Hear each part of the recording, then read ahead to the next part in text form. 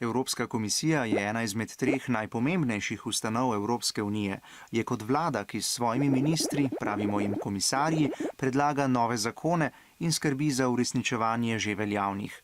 Če članice Evropske unije zakonov ne spoštujejo, jih lahko Evropska komisija tudi denarno kaznuje. Vsaka izmed 28 držav članic predlaga svojega komisarja. Naša kandidatka Violeta Bulc se mora predstaviti odboru za promet, saj je to področje, za vodenje katerega se poteguje. Poleg pisnega vprašalnika jo zdaj čaka še 3-urni pogovor za službo. Začela ga bo s 15-minutno predstavitvijo, potem pa bo odgovarjala na 45.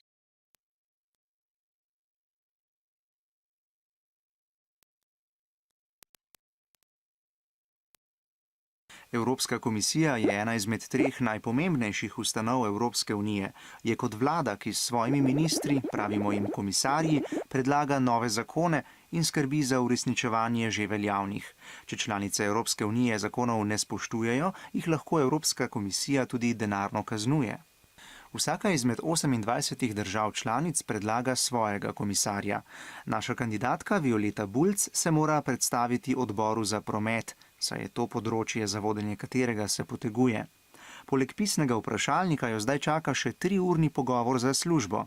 Začela ga bo s 15-minutno predstavitvijo, potem pa bo odgovarjala na 45 vprašanj poslancev.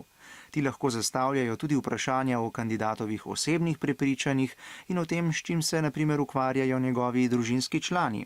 Bulčeva bo imela za vsak odgovor na voljo 2 minuti.